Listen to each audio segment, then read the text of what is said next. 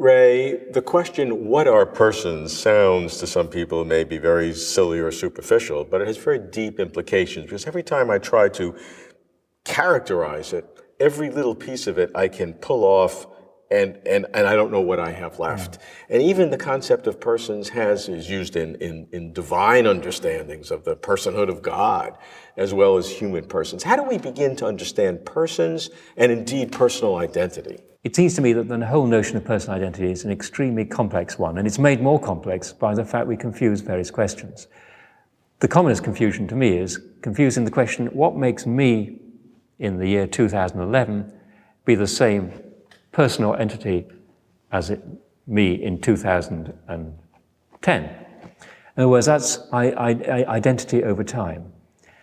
But it seems to me I can't possibly have an identity over time unless I have a sense of of myself at any particular time.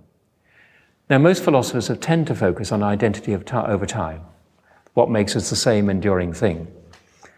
The question is, what makes us a first-person thing, or a first-person being, I should say, in the first instance? And philosophers have looked to several things, of course. They've looked to self-awareness. They've looked to, when it comes to identity over time, they've looked to memory and psychological continuity and so on.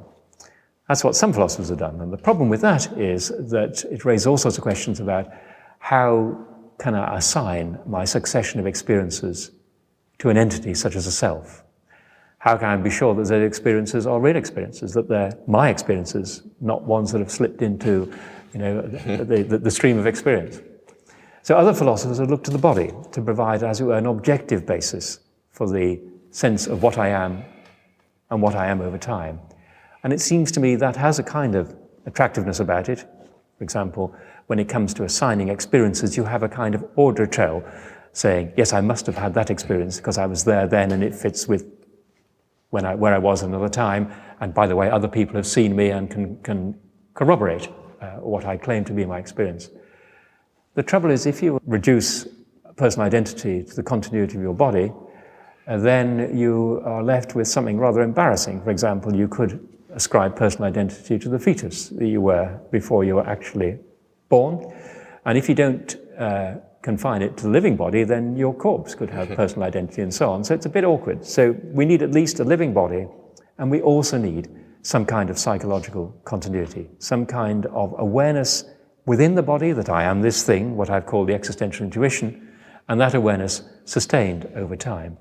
When you have those two things together, not added up, but actually inseparable, like the two sides of a coin, then I think you have the beginning of a theory of personal identity. Okay, so we would say if we have a beginning, those are necessary things, but I don't think they're sufficient.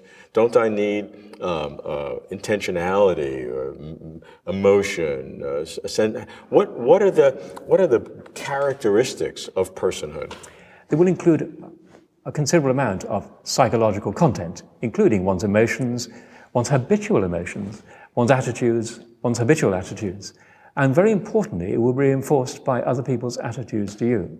My sense that I am Raymond Tallis is reinforced every moment by being treated like Raymond Tallis. So when I come into my house, my wife doesn't call for the police because I'm a complete stranger. She said, "What did you how was the day today?" If I were on a deserted island for 30 years without anyone around, I might not be happy, my personality might change, but I would still be a person.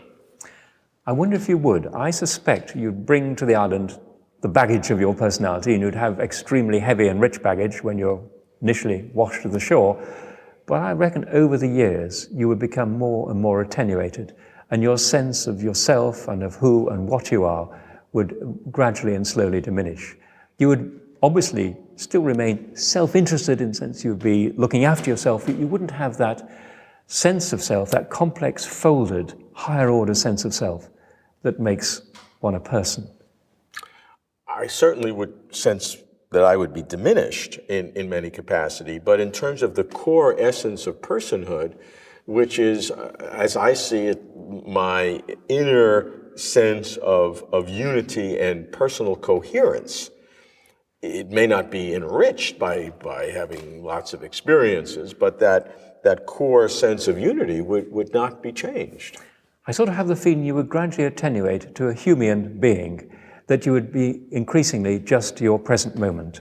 And that sense of biographical depth, which is reinforced by others and their expectations of you, would diminish. So you feel, therefore, that the interaction among human beings in our various social institutions, environments, communities, is not just an enrichment of the person, but is a core essence of the definition of person.